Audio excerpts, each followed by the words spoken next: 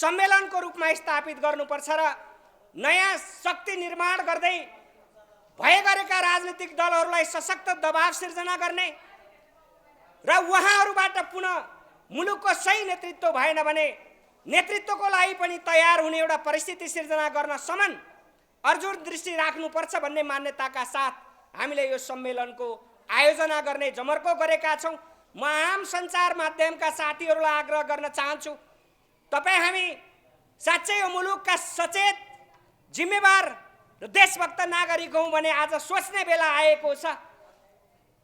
कि नेपालको राजनीतिक प्रणाली, नेपालको जनताको करलाई बाँडेर खाने हक कसैलाई हुँदैन। त्यसकारणले नेपालको राजनीतिक प्रणालीले नेपालको राष्ट्रियताको सुरक्षाको अनुभूति हुनुपर्छ। नेपालको राजनीतिक प्रणालीले नेपाललाई विकसित राष्ट्रको रूपमा अगाडि बढाउनुपर्छ। नेपालको राजनीतिक प्रणालीले प्रत्येक नेपालीलाई खुसीका साथ, सुरक्षाका साथ अमन चयन गर्न पाउने व्यवस्थाको सिर्जना गर्नुपर्छ। यही दृष्टिकोणबाट हामी लक्षित छौँ। यो दृष्टिकोणमा नेपाललाई पुर्याउनको लागि तमाम नेपाली नागरिकहरूलाई म आम सञ्चार मिडिया मार्फत यो सम्मेलन मूल आयोजक समितिको प्रमुख भएका हिसाबले पनि सबै नागरिकहरूलाई यस सम्मेलनमा यहाँहरूले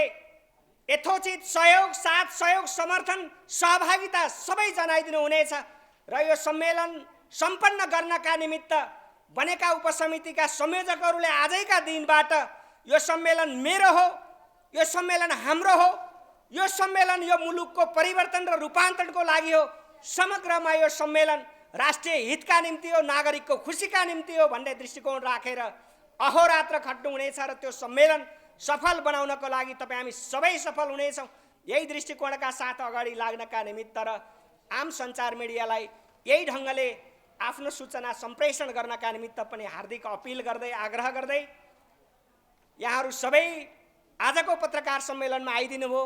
व्यस्तताको बीचबाट आइदिनु भयो, सबैप्रति हार्दिक कृतज्ञता व्यक्त गर्दै म आफ्नो भनाइ अन्त्य गर्न चाहन्छु। देशको शक्तिको पर्खाइमा थियो, यो देशलाई समृद्ध बनाइदिने, यो देशको रक्षा गरिदिने त्यस्तो नेपाल आमाको गर्भबाट जन्मेर नेपाली जनताको लागि लडेर यो देशकोलाई उन्मुक्ति पार्दिन, यो देशलाई समृद्ध बनाइदिनका निम्ति त्यस्तो शक्ति जन्मिदियोस् भनेर त्यो चाहना र त्यो सोच नेपाली जनतामा थियो र आज त्यो सपना पुरा हुँदैछ। आज स्वतन्त्र उम्मेदवार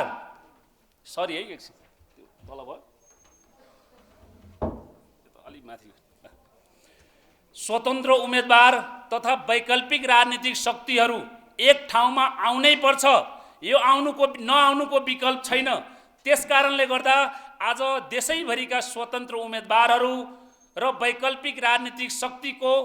विगतदेखि नै प्रयास गरिरहेका ती शक्तिहरूलाई पनि एक ठाउँमा आउन आह्वान हामी गर्दछौँ। यो आह्वानले यो देशले पक्कै एउटा राष्ट्रिय शक्ति प्राप्त गर्नेछ र अबको केही दिन पछाडि हामी यसको राष्ट्रिय सम्मेलन गर्दैछौँ र त्यो सम्मेलन मार्फत हामी देशले एउटा वैकल्पिक शक्ति प्राप्त गर्नेछ। त्यसकारणले गर्दा आज हामी यो राष्ट्रिय सम्मेलनको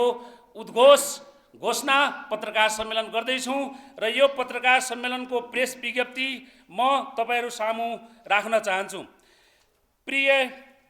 पत्रकार मित्रहरू, आज पौष 14 गते बसेको स्वतन्त्र उम्मेदवार तथा वैकल्पिक राजनीतिक फोरमको बैठकले आगामी फागुन 5, 6 र 7 गते प्रदेश तथा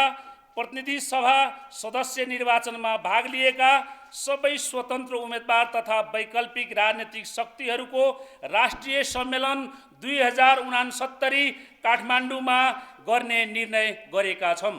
स्थानीय तह निर्वाचन र गत मङ्सिर 4 गते सम्पन्न प्रदेश तथा प्रतिनिधि सभा सदस्य निर्वाचन हुँदै हालसम्म देशलाई माया गर्ने विभिन्न स्वतन्त्र तथा वैकल्पिक राजनीतिक पक्षमा रहेका व्यक्ति समूह अभियानहरू बीच प्रदेश केन्द्र हुँदै देशका विभिन्न भागहरूमा झन्डै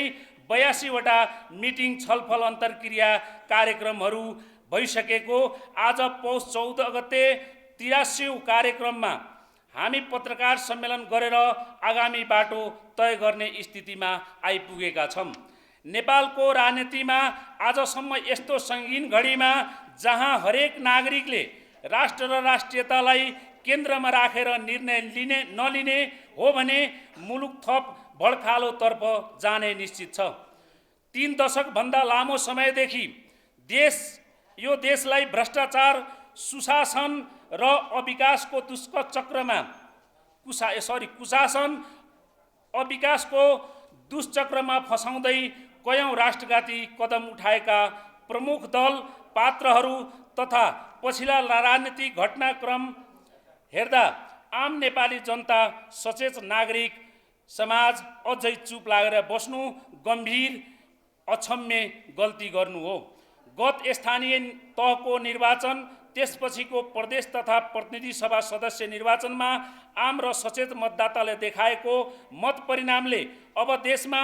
विकल्प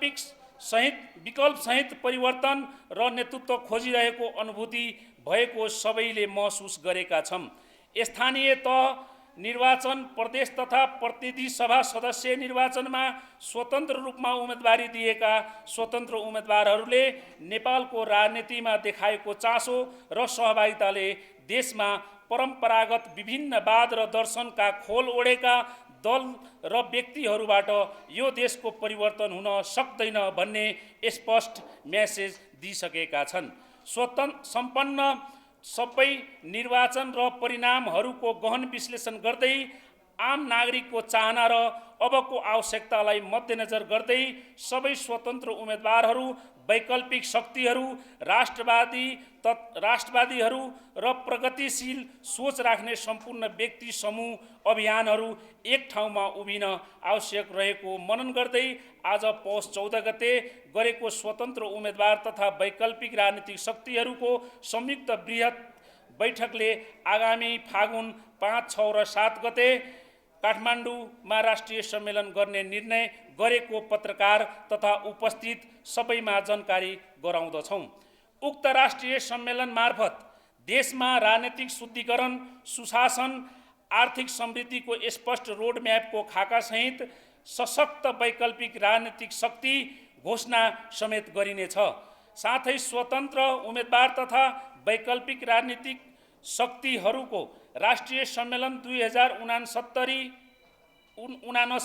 सफल पार्नका लागि आवश्यक समिति तथा उपसमितिहरू समेत गठन गरिएको तपाईँ सबैमा जानकारी गराउँदछौँ, जुन यस प्रकार छ। सम्मेलन मूल आयोजक समिति डाक्टर नन्द काप्री, सचिवालय तथा प्रचार प्रसार समिति डम्बर साहू, अन्तर्राष्ट्रिय समन्वय समिति सुनिल प्रसाद शाह स्वयं, आर्थिक व्यवस्थापन समिति नरेश चौलागाई, महिला तथा परिचालन तथा समन्वय समिति सुनिता पाखरिन, लजिस्टिक व्यवस्थापन समिति नरेन्द्र दङ्गाल, कार्यक्रम व्यवस्थापन तथा अतिथि समन्वय समिति डाक्टर अमोद तमाङ, संस्कृति तथा कलाकार समन्वय तथा व्यवस्थापन समिति बीपी पोखरेल भरत पोखरेल, सम्मेलन मस्यौदा समिति डाक्टर बलदेव अधिकारी, युवा परिचालन समिति सञ्जय लामा, जनसम्पर्क समिति नारायण हरि तिवारी। यति भन्दै म सम्पूर्ण देशवासीलाई म एउटा आग्रह के गर्न चाहन्छु भने यो स्वतन्त्र उम्मेदवार तथा वैकल्पिक राजनीतिक शक्ति निर्माण प्रक्रियामा तपाईँ हामी एक ठाउँमा हातौमालो गर्दै यो देशको आर्थिक उन्नतिको लागि, यो हाम्रो आउने भावी पुस्ताहरूको लागि एक ठाउँमा आएर यो शक्ति निर्माण गर्न सम्पूर्ण जनतालाई म आह्वान गर्दै यहाँबाट बिदा हुन्छु। धन्यवाद।